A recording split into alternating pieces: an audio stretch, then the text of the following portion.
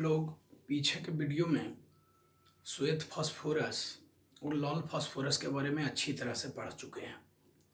अब आप लोग को आगे का टॉपिक जो है वो है फास्फोरस के उपयोग। फास्फोरस के उपयोग है पढ़ाना कि फास्फोरस का कहाँ कहाँ उपयोग किया जाता है। ये पॉइंट हम इसलिए बता रहे हैं क्योंकि इसमें से वो ऑब्जेक्टिव आपको कंपटीशन में भी आता है। देखिए क्वेश्चन नंबर अगला या स्टार मार के लिख लेंगे या स्टारे मार के लिखेंगे। फास्फोरस के उपयोग, देखिए फास्फोरस के उपयोग जहाँ तक आपका पढ़ाई हुआ है उसके आगे हो जाएगा फास्फोरस के उपयोग। देखिए डैश देंगे, पॉइंट नंबर 1 में लिखेंगे इसका उपयोग दिया सलाई के निर्माण में किया जाता है। इसका उपयोग दिया सलाई के निर्माण में किया जाता है। अब सुन लीजिए, दिया सलाई के मतलब क्या हो गया। दिया सलाई का मतलब हो गया कि सलाई बारते वक्त जो कांटी हम लोग जलाते हैं तो देखते हैं ना, तो उस पर लाल फास्फोरस होता है, तो वही हो गया। तो यानी आपको कंपटीशन में आएगा कि माचिस यानी दिया सलाई के निर्माण में फास्फोरस के किस अपरूप का प्रयोग किया जाता है, तो the right answer is red phosphorus यानी लाल फास्फोरस। पॉइंट नंबर 2 लिखेंगे इसका उपयोग चूहा मारने के विष, इसका उपयोग चूहा मारने के विष, विष माने जहर, जो चूहा देते हैं दवाई मर जाता, दवाई देते हैं तो चूहा मर जाता है। चूहा मारने के विष कौमा देंगे आतिशबाजी के सामान, आतिशबाजी के सामान कहे का मतलब पटाखा, पटाखा जो छोड़ते हैं, आतिशबाजी के सामान कौमा देंगे अग्नि बम, अग्नि बम इत्यादि के निर्माण में किया जाता है। अग्नि बम इत्यादि के निर्माण में किया जाता है। पॉइंट नंबर 3 लिखेंगे फास्फोरस के यौगिक, फास्फोरस के यौगिक जैसे हाइपोफॉस्फेट, हाइपोफॉस्फेट जैसे बलवर्धक औषधियों, बलवर्धक मतलब हो गया बल बढ़ाने वाला यानी ताकत देने वाला। बलवर्धक औषधियों, औषधि माने जानबे करते हैं दवाई होता है। बलवर्धक औषधियों के निर्माण में किया जाता है, किया जाता है।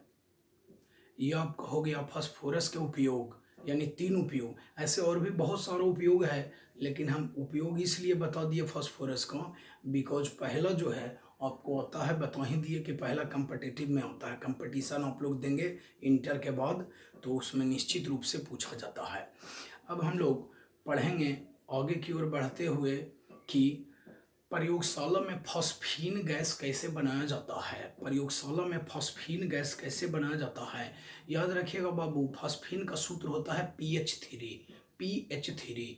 तो जखनिए PH3 फास्फीन का सूत्र है यानी फास्फोरस का ही एक यौगिक है, क्योंकि P बोल रहे हैं ना, P तो अमोनिया और जैसे पढ़े थे NH3, अमोनिया पढ़े थे तो अमोनिया नाइट्रोजन का यौगिक था। नाइट्रिक अम्ल पढ़े थे तो HNO3 तो यानी वह भी थी का माने नाइट्रोजन का यौगिक था। उसी PH3 फास्फीन जो है वो फास्फोरस का ही यौगिक है, यानी बिना फास्फोरस के यह फास्फीन नहीं बन सकता है। यानी पॉइंट नंबर 4 में आप ये भी लिख सकते थे फास्फीन के निर्माण में, 4 नंबर में ये भी उपयोग में हो सकता था। तो अब आगे की ओर बढ़ेंगे कि प्रयोगशाला में फास्फीन गैस कैसे बनाया जाता है, तो देखेंगे एकदम बिल्कुल ईजी है। तो देखिए सबसे पहले है थ्योरी यानी सिद्धांत इसका क्या है, हम कैसे बनाएंगे प्रयोगशाला में फास्फीन गैस। तो देखिए सिद्धांत क्या है कि श्वेत फास्फोरस को यानी श्वेत या पीला दोनों को एक होता है, यानी जब श्वेत फास्फोरस को कोल गैस जैसे अक्रियाशील गैस के वातावरण में, यानी श्वेत या पीला फास्फोरस को कोल गैस, पता ही होगा कोल गैस कैसे बनता है, क्या होता है। तो जब कोयला को वायु की अनुपस्थिति में गर्म किया जाता है तो कोल गैस का निर्माण होता है। वह एक अक्रियाशील गैस है, मतलब वो अभिक्रिया जल्दी नहीं करता है लेकिन उसका प्रेजेंटी रहना जरूरी है। ऐसे अक्रियाशील गैस और भी बहुत सारा है लेकिन इसमें बनने में, फास्फीन बनने में किसकी प्रेजेंटी आवश्यक है, तो कोल गैस का। तो श्वेत फास्फोरस को कोल गैस जैसे अक्रियाशील गैस के वातावरण में NaOH के, NaOH हो गया sodium hydroxide NaOH, sodium hydroxide, इसको कास्टिक सोडा भी बोलते हैं, सोडा क्षार भी बोलते हैं, के सौंदर्य विलयन के साथ गर्म करने से, यानी श्वेत फास्फोरस को गर्म करना है NaOH के सौंदर्य विलयन के साथ गर्म करने से फॉस्फीन गैस निकलती है। तो देखिए P4 बताए ही हैं कि फास्फोरस जो है हमेशा P4 अणु के रूप में पाया जाता है, तो ये श्वेत फास्फोरस हो गया।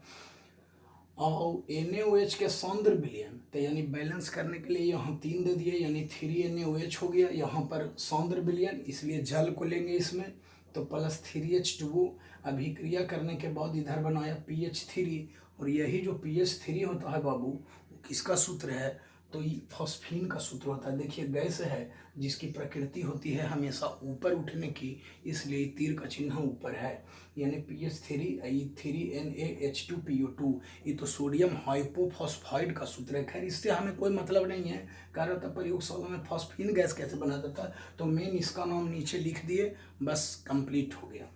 अब इसका वर्णन करना है, विधि का वर्णन करें।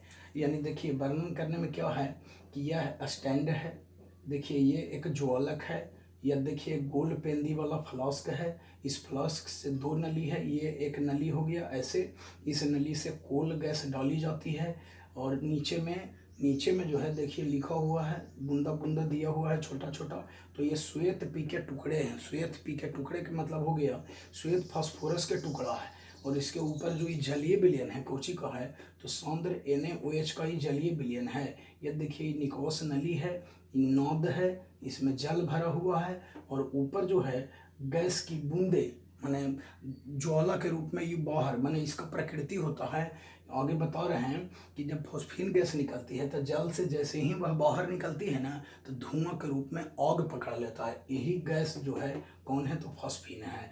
तो देखेंगे इसका डिटेल, पहले चित्र बता दिए कहने क्या चीज़ है। एक फ्लास्क में श्वेत फास्फोरस, तो देखिए फ्लास्क ये हो गया, इसमें ले लिए कोची, तो श्वेत फास्फोरस, और 35% NaOH के विलयन को, देखिए श्वेत फास्फोरस, ही फ्लास्क में लिए श्वेत फास्फोरस और सौंदर्य NaOH के विलयन को लेकर दिए गए चित्र के अनुसार उपकरणों को सजा लेते हैं।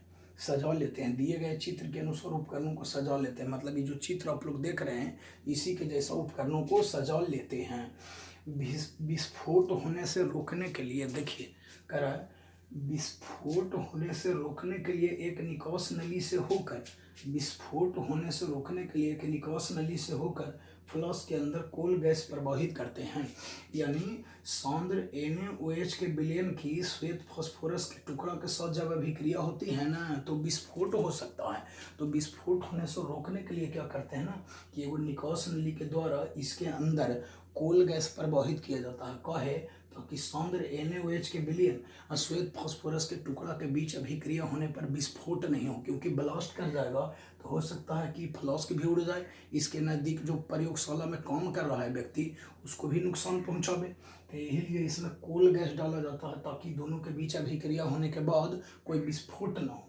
अब देखिए यही कह रहा है कि विस्फोट होने से रोकने के लिए एक निकास नली से होकर फ्लास्क के अंदर कोल गैस प्रवाहित करते हैं। देखिए कोल गैस जा रहा है, इसका क्या काम है जो बता ही दिए।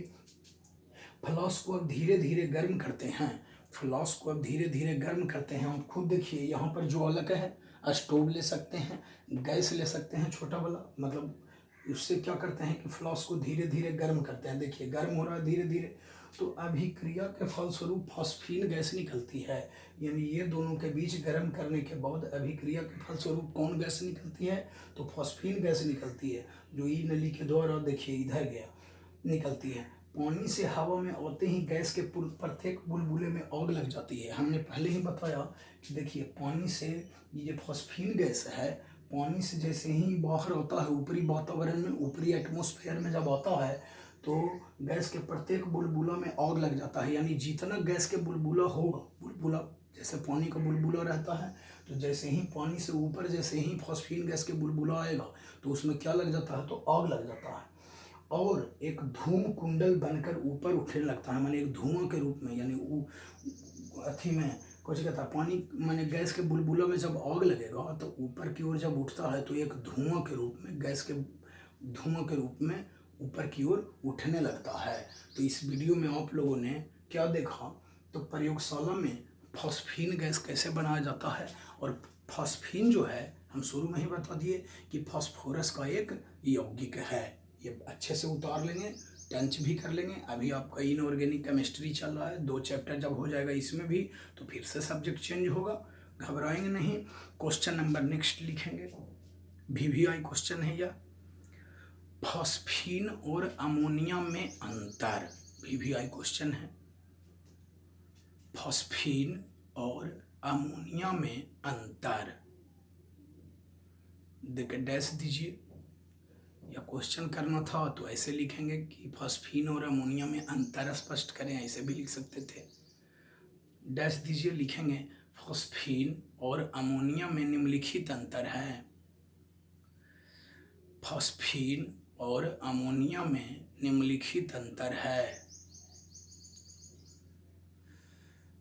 2 भाग में बांट दीजिए। पहला पट्टी फॉस्फीन और ऊपर पट्टी लिखिए अमोनिया। पहला पट्टी फॉस्फीन और उधर लिखिए अमोनिया। एक तो बाबू देखिए दोनों का एक आणविक सूत्र में अंतर है, दोनों के आणविक सूत्र एक अंतर है। तो फॉस्फीन देने लिखिए, इसका अणुसूत्र, इसका अणुसूत्र PH3 होता है। P और H बढ़ा देना है, PH3 होता है। देखिए रहे, इसका अणुसूत्र PH3 होता है। उधर लिखेंगे इसका अणुसूत्र NH3 होता है, अमोनिया देने, इसका अणुसूत्र NH3 होता है।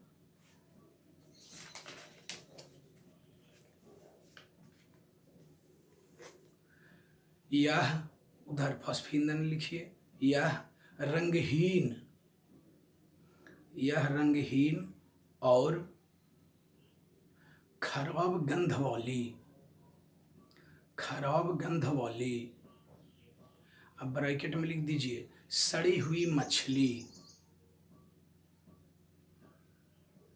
सड़ी हुई मछली, ब्रैकेट बंद करिए, जैसी गैस है, जैसी गैस है, यानी सड़ा हुआ मछली। मछली जब सड़ जाता है तो देखते हैं कि उसका कैसा एकदम कितना खराब उसका स्मेल होता है, तो ये उसी के जैसा फॉस्फीन का भी दुर्गंध होता है, दुर्गंध कहिए उसको, हो गया।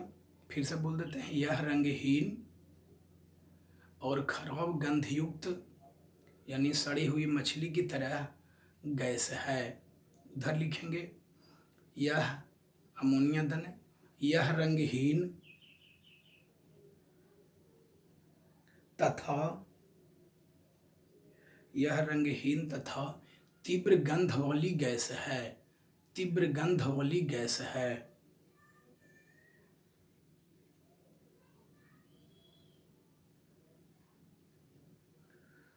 पॉइंट नंबर अगला लिखेंगे, इसमें विद्युत चिनगारी प्रवाहित करने पर, इसमें विद्युत चिनगारी प्रवाहित करने पर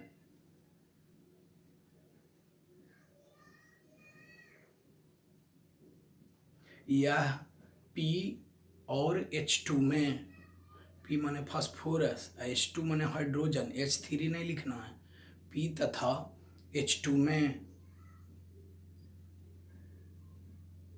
अपघटित, अपघटित, अपघटित माने टूट जाती है, अपघटित हो जाती है, अपघटित हो जाती है। फिर से समझ लीजिए, ऐसे याद रखिएगा कि आप ये पॉइंट लिख रहे हैं फॉस्फीन देने, तो फॉस्फीन का सूत्र होता है PH3। तो याद रखिएगा कि PH3 में जब विद्युत चिनगारी प्रवाहित करते हैं तो यह P और H2 में डिवाइड हो जाएगा। H2 बोलना है, ये ना कि H3 बोलना है, H3 नहीं होता, H2 बोलना है, H2 में विभक्त हो जाता है। उधर लिखिए, इसमें विद्युत चिनगारी प्रवाहित करने पर, इसमें विद्युत चिनगारी प्रवाहित करने पर N2, N2 माने नाइट्रोजन गैस के रूप में रहता है, तो N2 लिखना है, N नहीं, N2 और H2 में N2 और H2 में अपघटित हो जाती है, N2 और H2 में अपघटित हो जाती है।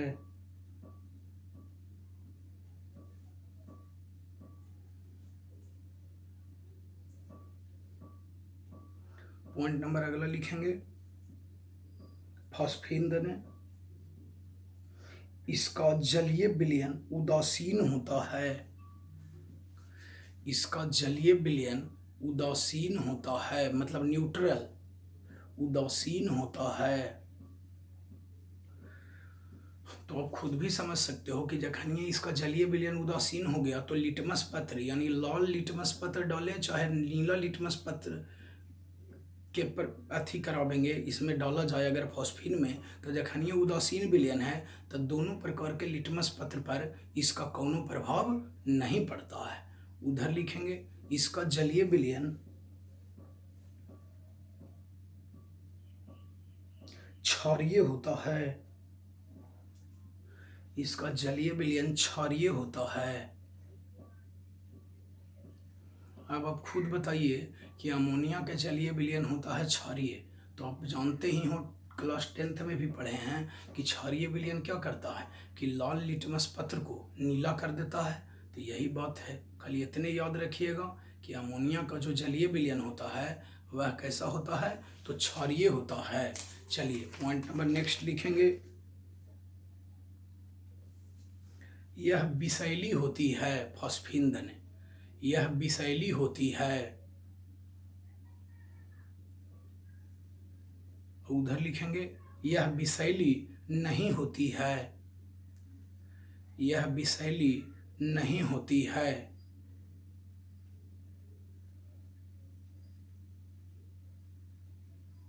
बस हो गया, अच्छे से तरीके से याद करिए आप लोग। ऐसा नहीं कि सर सुन नहीं रहे, चाहे क्लास नहीं चल रहा है तो बस इधर उधर में टाइम वेस्ट कर रहे हैं, महंगा पड़ जाएगा। परीक्षा 6 फरवरी को होगा, बल्कि आप पढ़िए, याद करिए, चाहे ना करिए।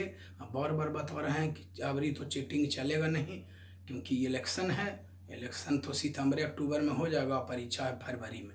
आप खुद तैयार रहिए, अभी खूब टाइम व्यतीत कर लीजिए, बाकी परिणाम के लिए स्वयं तैयार रहिए। इसलिए आगे भी पढ़ ले जाइए, पीछे से भी रिपीट करते जाइए सब लोग, बस।